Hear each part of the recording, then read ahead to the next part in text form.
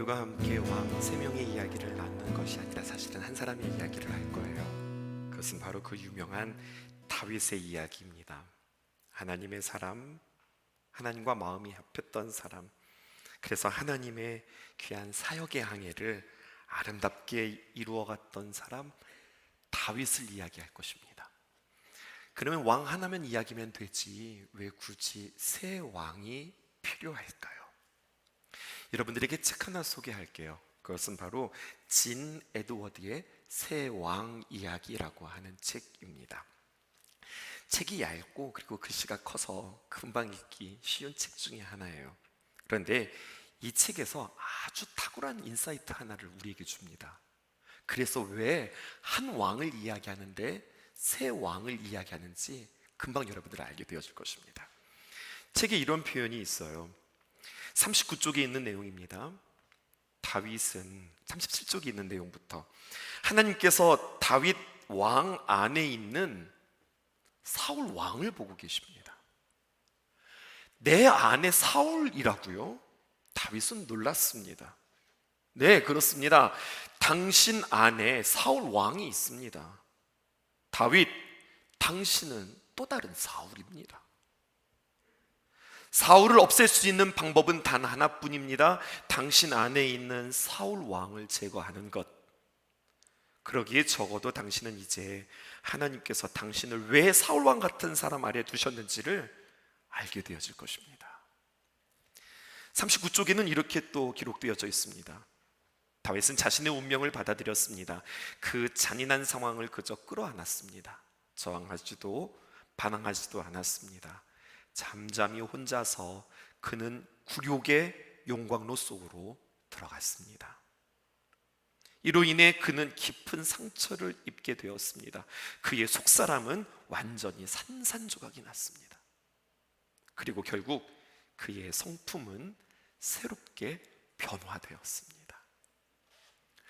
우리는 다윗을 만나게 되어질 텐데요, 다윗 안에 사울이 들어있고, 여러분 사울과 다윗 이야기를 하면 그 다음 누구 이야기할 것 같으세요? 솔로몬 이야기할 것 같죠? 그렇지 않고 이 책에서는 사울, 다윗, 그리고 압살롬을 이야기합니다.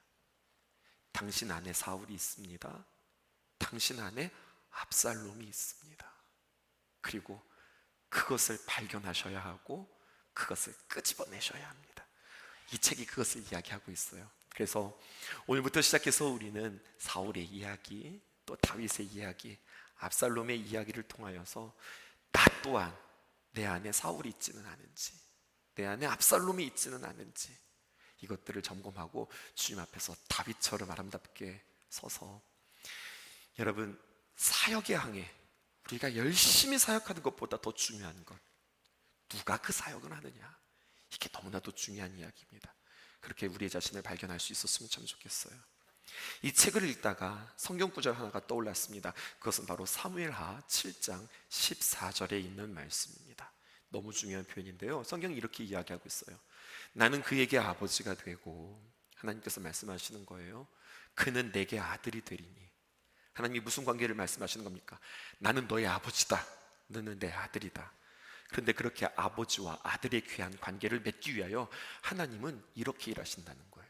어떻게 일하시냐? 만일 그가 죄를 범하면 내가 사람의 매와, 사랑의 매가 아니에요, 사람의 매와, 그리고 인생 채찍으로 징계하겠다. 사람을 고치기 위해서, 사람을 새롭게 하시기 위해서 그에게 사람을 붙이시겠다는 이야기예요. 야곱을 고치기 위해서 야곱보다 더한 라반을 붙이셨고요, 다윗을 고치기 위해서 다윗보다 더한 사울과 압살롬을 만나게 함으로 다윗을 빚어가는 이야기. 우리 인생에 나에게 만난 사람들, 좀 나를 힘들게 하는 사람들, 나로 인하여서 참 고민에 빠지게 하는 사람들이 그가 미운 것이 아니라 어쩌면 그런 모습이 내 안에 있지는 않은지 점검하며 나아갈 수 있는 여러분 되었으면 좋겠습니다. 오늘 여러분들에게 먼저 사울을 소개하고 싶어요. 1절과 2절에 이렇게 이야기하고 있습니다. 1절 제가 2절 여러분들이 읽을게요. 베냐민 지파의 기스라 하는 유력한 사람이 있으니 이번 참에 우리 사울의 아버지의 이름을 한번 기억해 볼까요? 그의 이름이 뭐냐? 기스입니다. 그는 아비엘의 아들이요 스론의 손자요 베고라스의 증손이요 아비야의 현손이며 베냐민 사람이더라. 2절 함께 읽읍시다. 기스에게 아들이 있으니 그의 이름은 사울이요 준수한 소년이라. 이스라엘 자손 중에 그보다 더 준수한 자가 없고 키는 모든 백성보다 어깨 위만큼 더 컸더라. 사무엘상 9장을 만나면서 드디어 사울을 만나게 되어지는데요. 1절에서는 그의 가문에 대해서 이야기하고 있고 2절에 대해서는 그의 외모에 대해서 이야기하는데 그는 키가 참 컸고 그의 외모가 참 준수했다, 참 잘생겼다, 그렇게 이야기하고 있어요. 그렇게 사울을 간략하게 소개한 뒤에 이제 본격적으로 하나의 에피소드를 우리에게 소개하고 있는데 그 위대한 만남, 사울과 그리고 이 사무엘이 만나는 이야기들이 이제 펼쳐지기 시작하는 겁니다. 그런데 놀라운 것은요, 그 위대한 만남이 한 나라의 왕으로 세워지는 그 일이 그에게 있어 너무나도 개인적이고 너무나도 일상적이며 너무나도 사사로운 일로부터 시작해서 그 위대한 만남이 이루어지고 있음을 우리는 보게 되어지는 거예요. 말하자면 이런 겁니다. 사울의 아버지 이름이 누구라고요? 기스라고요. 근데 그의 아버지가 암나기를 잊어버렸습니다. 그리고 그의 아들 사울이 암나기를 찾으러 가는 이야기가 오늘 성경에 기록되어져 있는데, 여러분 보세요.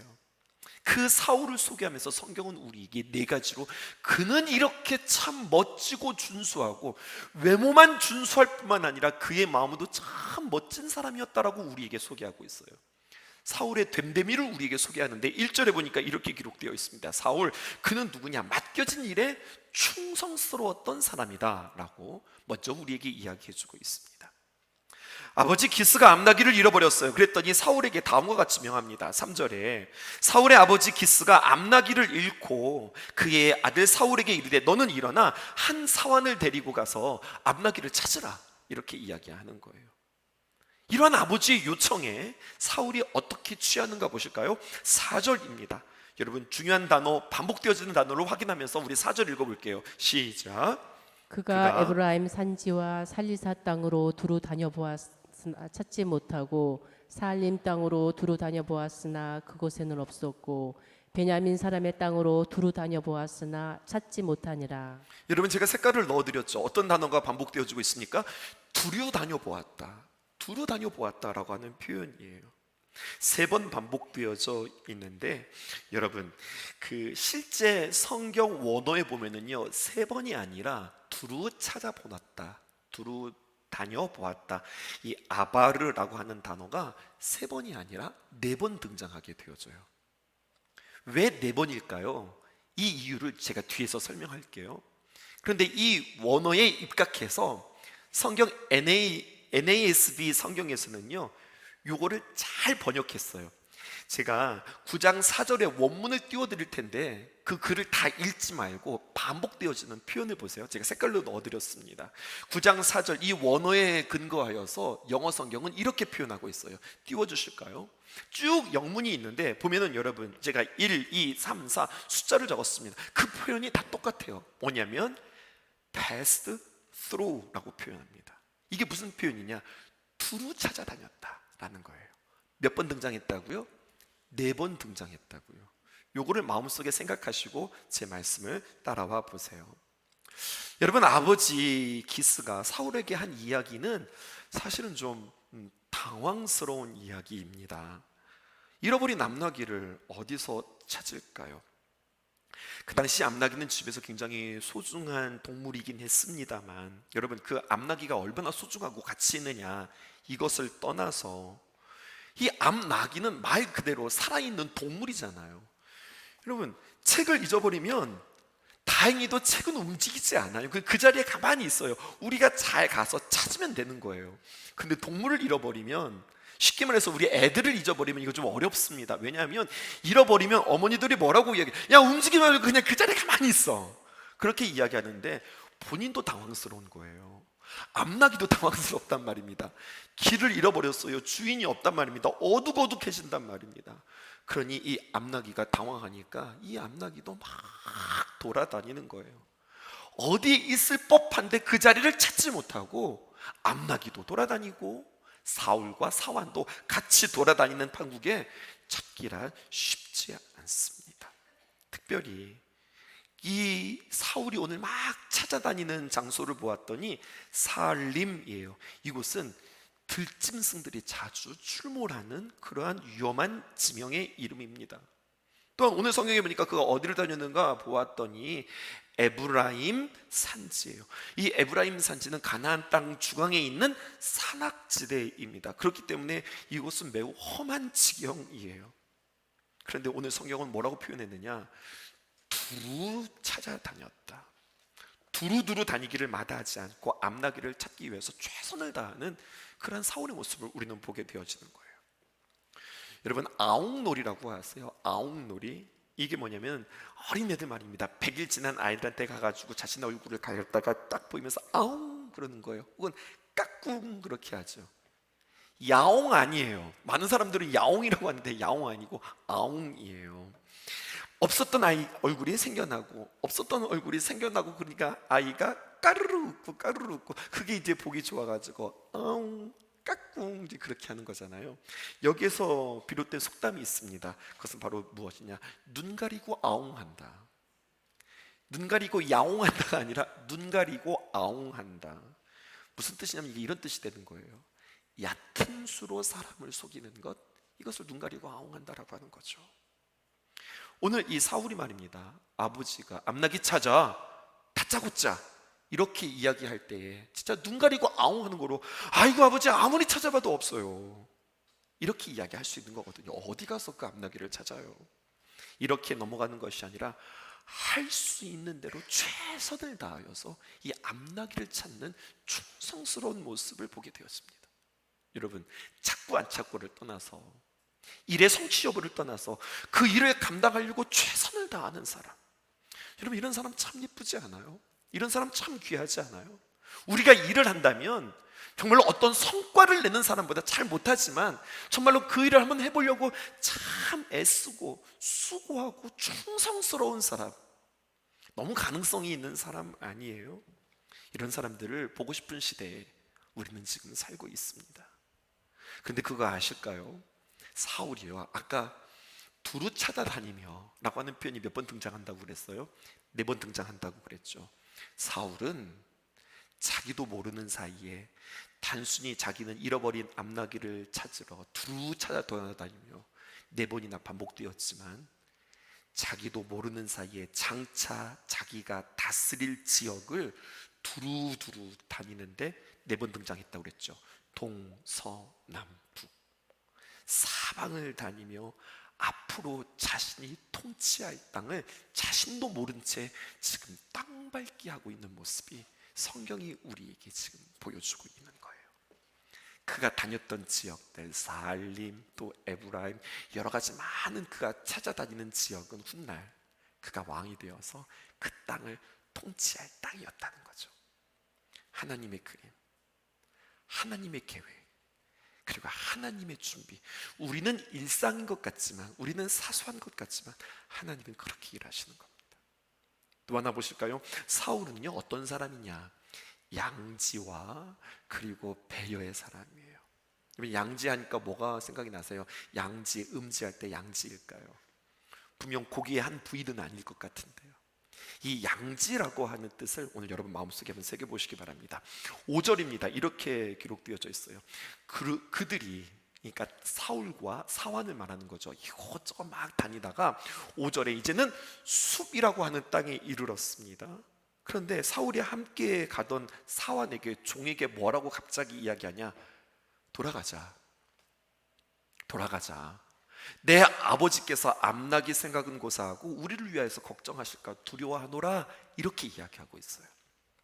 여러분, 사울은 어떤 사람인가? 오늘 2번째 우리에게 이야기하는 것은 그는 일에 경중을 아는 사람이에요.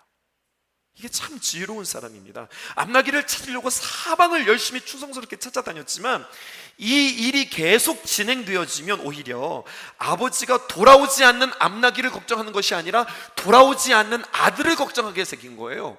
그러니까 이것을 헤아리고 그것을 잘 헤아리고 잘 알아서 이 일을 계속 진행해야 할지 아니면 이것을 멈추어야 할지 일의 경중을 따질 줄 아는 사람이었다. 오늘 성경은 우리에게 이렇게 이야기하고 있어요.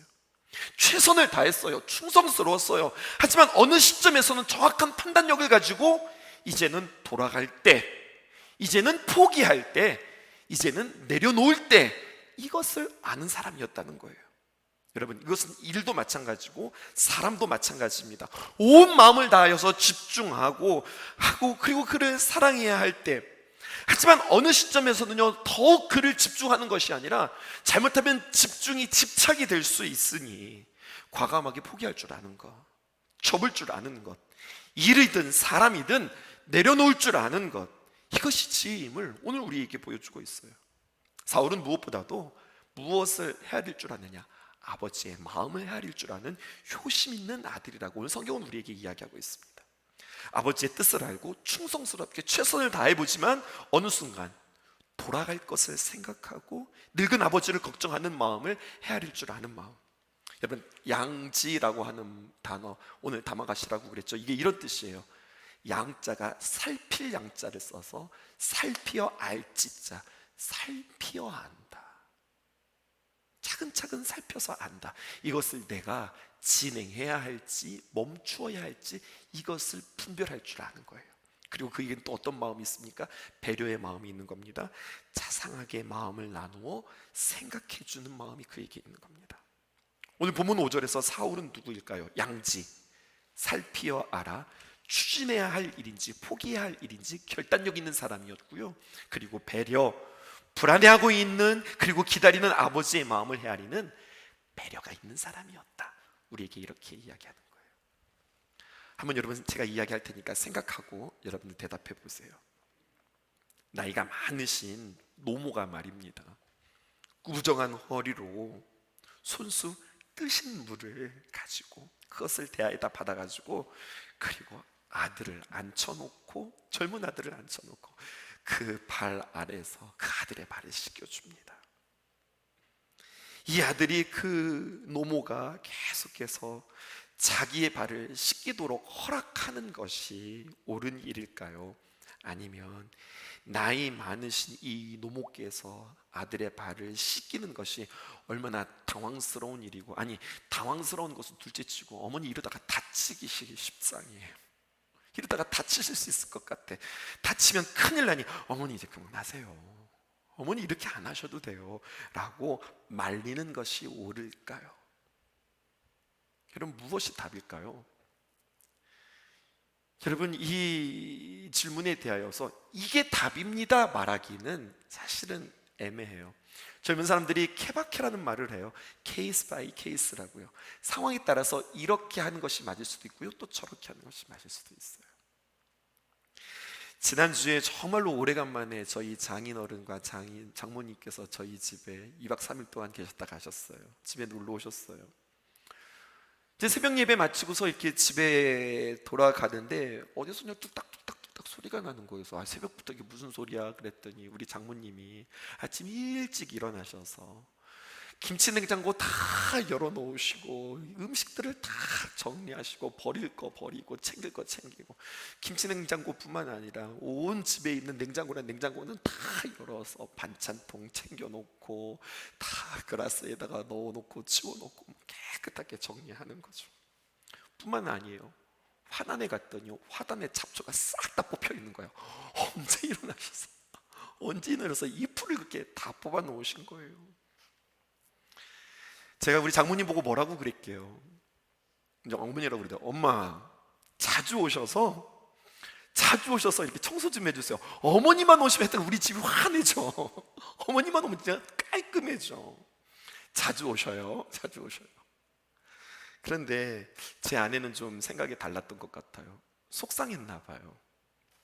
모처럼 집에 오셨는데 집에 오셔서 무슨 일이야. 집에 오셔서 편히 쉬시다가 놀다가 그렇게 지내다 가시지 새벽부터 무슨 냉장고 정리고 새벽부터 무슨 잡초 정리냔 말이에요. 아내는 그냥 편히 놀다 가시라고, 오래간만에 오셨으니 딸이 해주는 밥 드시고 재밌게 놀다가 막국수도 드시고 닭갈비도 드시고 재밌게 놀다 가시라고 그랬고, 저는 장모님 밥이 우리 아내 밥보다 진짜 맛있거든요. 장모님이 밥 좀 해주세요. 장모님 밥 진짜 최고예요. 우리 아내는 장모님 발끝도 못 쫓아와. 어머니 밥이 제일 맛있어요. 그렇게 이야기했다고요. 뭐가 맞을까요? 뭐가 맞을까요? 다시 발 씻어주시는 우리 노모 이야기로 돌아가 볼까요? 겉으로만 보면, 우리 피상적으로 본다고 그러죠. 피상적으로만 보면 늙은 노모가 젊은 아들의 발을 씻긴다는 것이 가당치도 않은 일이죠. 하지 말라고 말해야 되는 거죠. 하지만 어머니는 그 자식의 발을 씻겨주시면서 그렇게 좋으신 거예요. 내가 너를 사랑해 라고 하는 표현을 어머니는 그렇게 하시는 거예요. 양지가 뭐라고요? 양지, 살피어서 헤아린다. 살펴서 그 마음이 어떤 마음인지 안다. 그리고 배려가 뭐라고요? 마음을 나누어서 생각한다. 무엇이 옳고 무엇이 틀렸냐고 상황에 따라서 답은 다르게 나올 겁니다. 사람마다 다르게 나올 거예요. 그런데요, 때로는 늙은 노모가 발을 씻기는 것을 허락하는 것이 효도의 또 하나의 방식일 수 있다고 하는 거죠.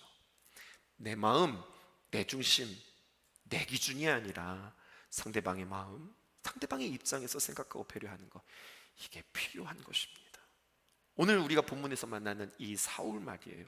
분명히 자기 중심이 아니라 아버지 기스 입장에서 생각해서 앞에서 최선을 다하여서 여러분 앞나기를 찾았지만, 이제는 돌아가는 것이 아버지의 마음을 더욱더 편하게 해드린다, 이것을 판단하고 양지, 살피어 헤아리는 배려, 아버지의 마음을 잘 알아들이는 사울이었다고 이 짧은 구절에서 사울의 됨됨이를 우리에게 이야기해주고 있어요.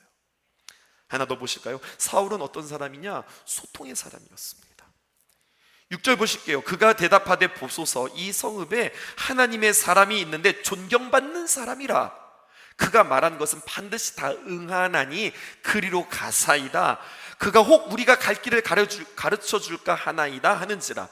그가 대답했다라고 이야기했죠. 누가 대답했냐면 오늘 사울과 함께한 사환, 종이 지금 이야기하는 거예요.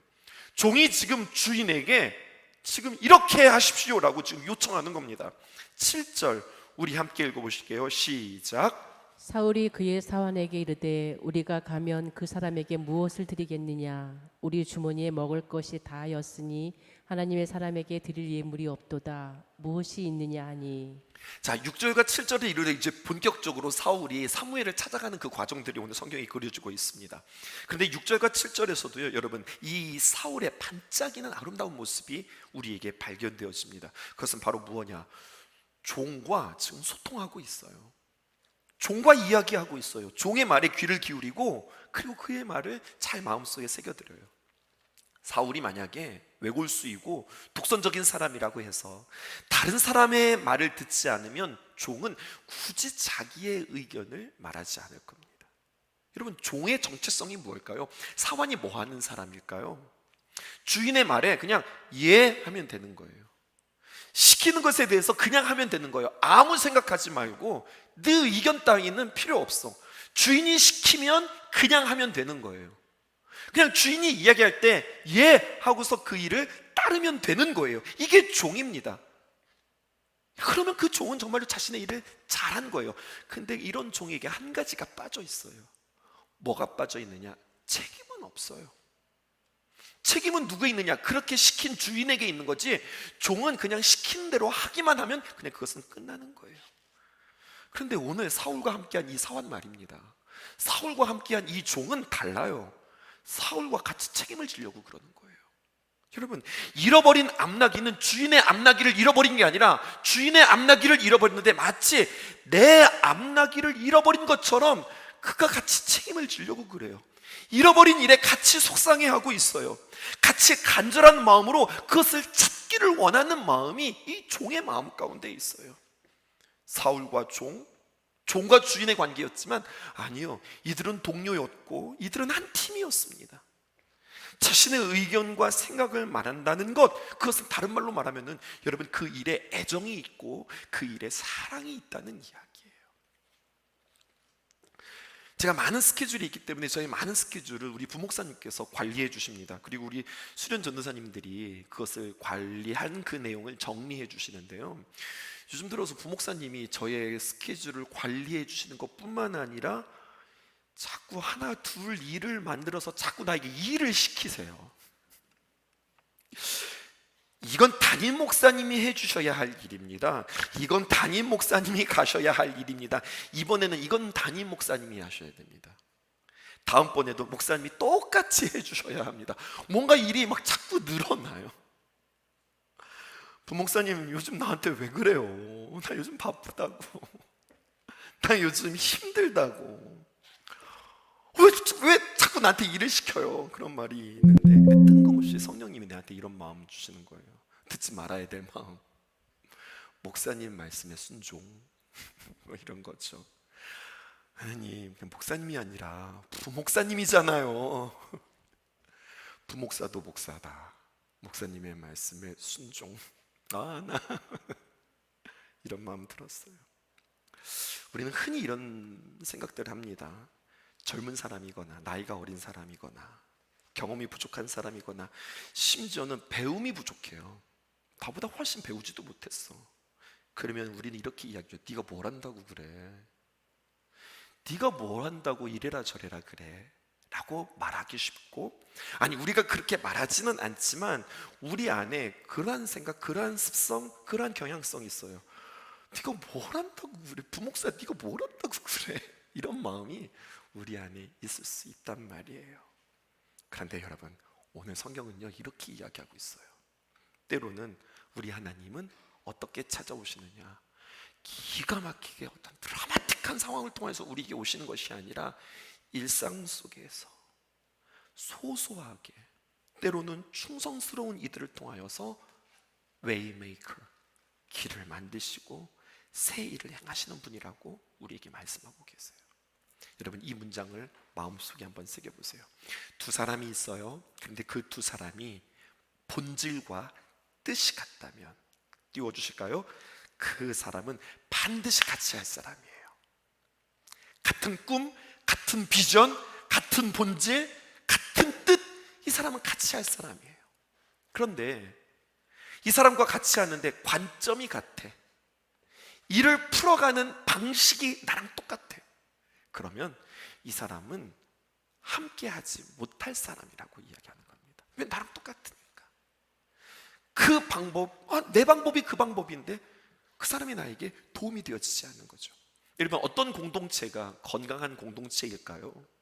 무엇보다도 똑같이 같이 하나님 앞에서 무릎 꿇어 본질과 가치의 통일성을 이루는 그러한 공동체. 선명한 본질과 가치를 붙잡았어요. 그러면 그걸 가지고 창의적이고 다양한 방법으로 접근하는 공동체, 여러분 이것이 건강한 공동체란 말입니다. 그런데 이럴 수 있어요. 무릎 꿇음 없이 본질을 놓친 채, 뜻을 잃어버린 채 다양성만 추구하는 공동체, 중구난방이 되는 거예요. 어디로 가는지 몰라요. 배가 산으로 가는 거예요. 또 이런 걸 수도 있어요. 일률적이에요. 여러분, 통일성만 있어요. 여러분, 언제나 그냥 한 방법만 있어요. 그러면 이 공동체는 너무나도 무료하고 창의적이지 못하며, 그리고 여러분 역동적이지 못해요. 개인도 그렇고요, 가정도 그렇고요, 교회는 뭐 말할 것도 없고 우리의 사회도 그렇습니다. 이 두 가지가 있을 때 건강하고 활력이 있는 거거든요. 이것은 바로 통일성과 다양성입니다. 본질에 있어서는 통일성이, 그리고 비본질에 있어서는 다양성이. 우리는 어떤 본질을 이야기합니까? 예배는 양보하지 않는다. 모든 일의 시작은 예배로 시작한다. 모든 사역의 출발은 기도로 한다. 우리 선민 전도사님 열심히 여름 성경학교 막 준비하다가 어제는 씩씩거리면서 들어왔어요. 그래서 전도사님 왜 그래요? 그때 하나님이 주시는 마음이 있어서 프로그램 바꿨어요. 이제 와서 하나님이 주시는 마음이 그랬어요. 오케이. 하나님이 주시는 마음이라면 그렇게, 주님께서 기도하는 중에 그런 마음 주셨다면 그렇게 합시다. 여러분, 이런 거예요. 다음 세대에 있어서 우리는 무엇보다도 우선으로 공급받았다면, 여러분, 그냥 공급받음으로 끝나는 것이 아니라 그것을 흘려보내는 선교로, 여러분, 이것이 우리 신성교 공동체의 가치요, 비전이요, 뜻입니다. 예배와 다음 세대와 그리고 선교.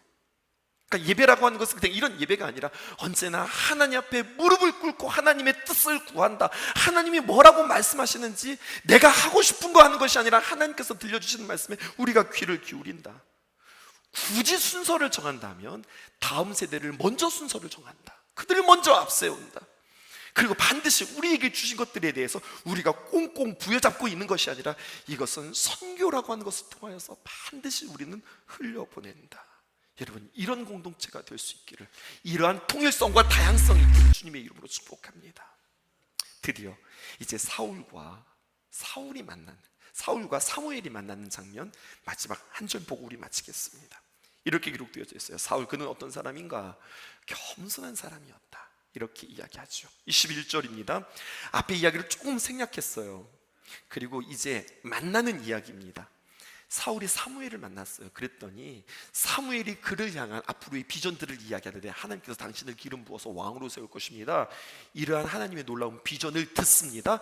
누구를 통해서요? 사무엘을 통해서. 그때 그가 뭐라고 이야기하냐? 21절에 사울이 대답하여 이르되, 나는 이스라엘의 지파의 가장 작은 지파 베냐민 사람이 아니니까 내 출신이 너무 부족한 그러한 출신이에요. 또 나의 가족은 베냐민 지파의 모든 가족 중에 가장 미약하지 아니하니까, 우리는 배경도 없고 재산도 없고 암낙이 이거 하나 가지고도 벌벌 떠는 그런 집안이에요. 그런 이야기잖아요. 근데 당신이 어찌해서 나를 뭐를 보고 이렇게 이야기하십니까? 뭐가 보이세요? 사울의 겸손함이 보이는 거예요. 자신의 부족함과 자신의 미약함을 이야기해요. 나 그래도 저 이런 건 좀 잘하거든요. 제가 이런 것들은 정말 잘한다고 사람들한테 칭찬받았거든요. 이게 아니라 사무엘 앞에서 자신의 연약함을 이야기하는 거예요. 자신의 부족함을 말하는 거예요. 이거 지금 꾸며내는 가식입니까? 아니요, 진심이었어요. 사무엘도 마찬가지예요. 여러분, 예전에, 오늘 사울을 만나기 전에 사람들이 이 사무엘에게 찾아와요. 그리고 뭐라고 요청하느냐? 왕을 세워달라고 요청해요.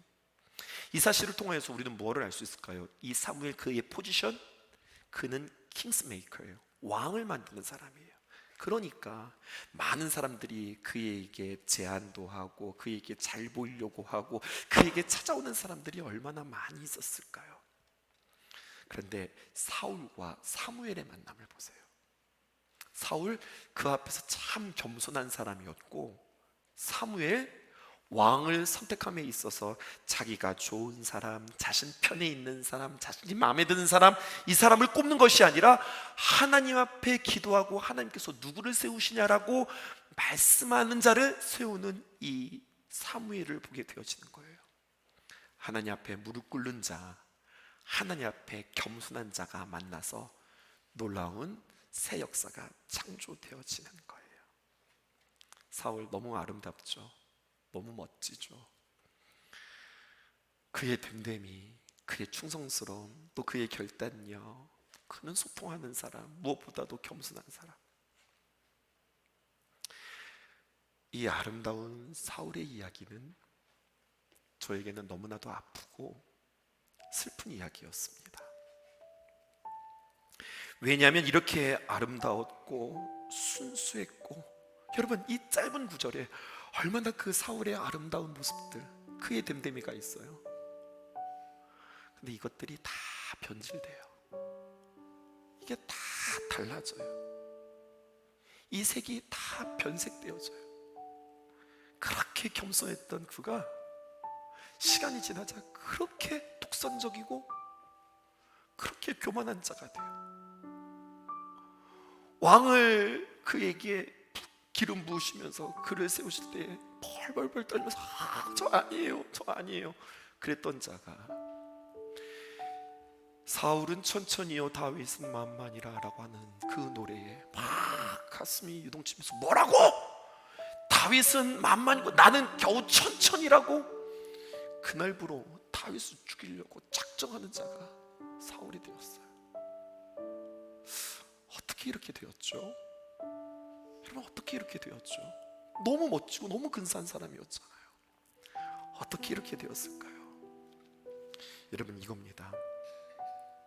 당장에는 무언가 큰 것을 얻은 것 같은데 나중에 보니까 엄청난 것을 잃어버리는 경우들도 있고요. 내가 당장에는 잃어버린 것 같은데 알고 보니까 이것은 내가 무엇을 얻게 되어진 너무나도 좋은 기회가 되었다니까요. 오늘 사울이 사무엘을 만나기까지 무슨 일이 있었어요? 암나기를 잊어버렸잖아요. 암나기를 잃어버렸으니 얼마나 속상해요. 얼마나 답답해요. 그런데 그 잃어버린 사건을 통하여서 어떤 일로 연결되어지는 거예요? 사무엘을 만나고 심지어 기름 부어지는 그런 일까지 이루어지는 거잖아요. 암나기 잊어버리실래요? 아니면 왕이 되실래요? 여러분, 어떻게 경중을 따져요? 하나님의 역사가 이렇게 이루어지는 거거든요. 거꾸로도 되는 거예요. 이렇게 많이 얻어서 이야 신난다 싶었는데 나중에 보니까 다 잊어버리게 되어지는 거예요. 사울이 그런 거잖아요.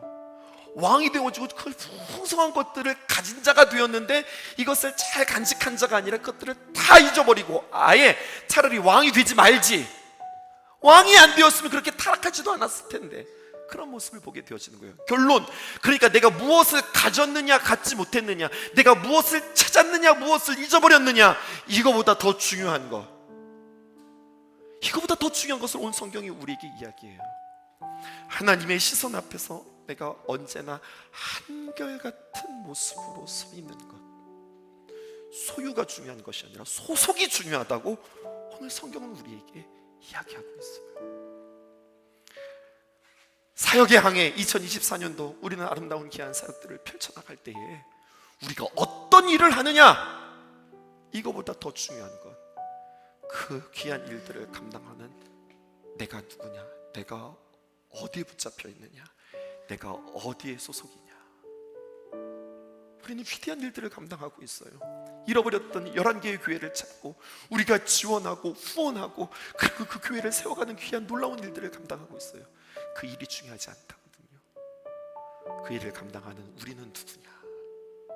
그래서 주님께서 부어주신 마음이 빨리 찾아가서 건물 짓고 페인트 칠하고 악기 사주고 그들을 케어하고 돌보고, 이게 중요한 게 아니라 70인을 불러 그들에게 기도하고 중보하고 사람의 손이 닿기 전에 하나님의 손이 닿고 그 귀한 하나님의 귀한 능력이 우리가 도구되어서 하나님 앞에 쓰임받을 때 더 생명력 있고 더 귀하게 쓰임받을 수 있는 우리가 되지 않겠느냐, 이런 결론에 이르는 겁니다.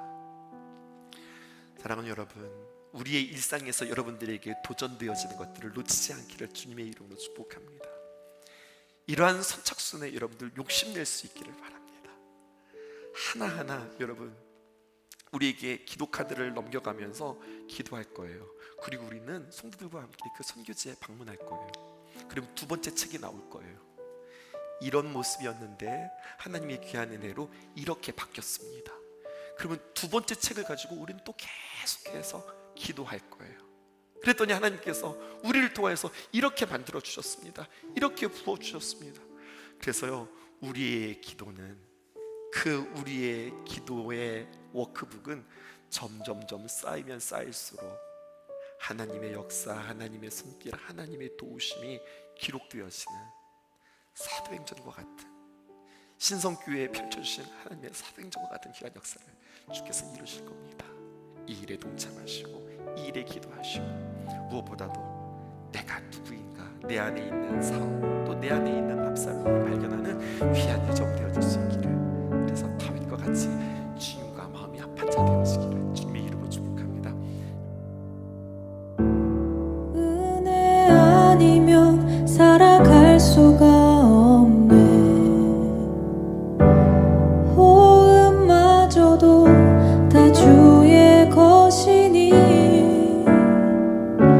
세상 평안과 위로 내게 없어도 예수, 오직 예수뿐이네. 은혜 아니면 살아갈 수가 없네.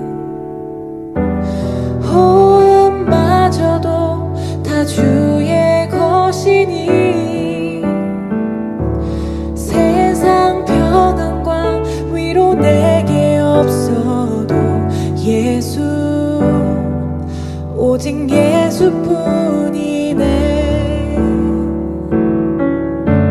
크신 계획 다 볼 수도 없고 작은 고난에 지쳐도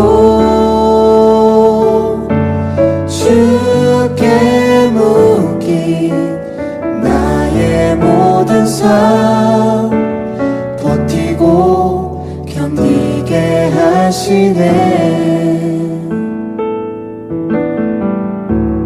은혜 아니면 살아갈 수가 없네. 나의 모든 것 다 주께 맡기니 참된 평안과 위로 내게 주신 주 예수 오직 예수뿐이네.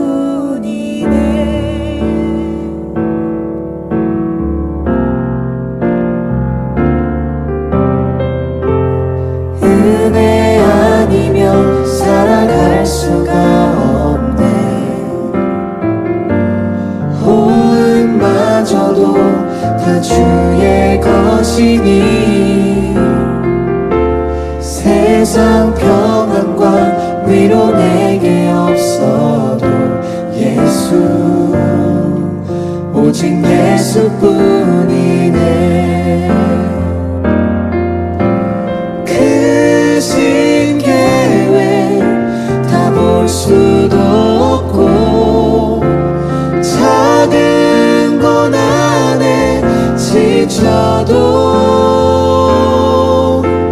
주께 묶인 나의 모든 삶 버티고 견디게 하시네.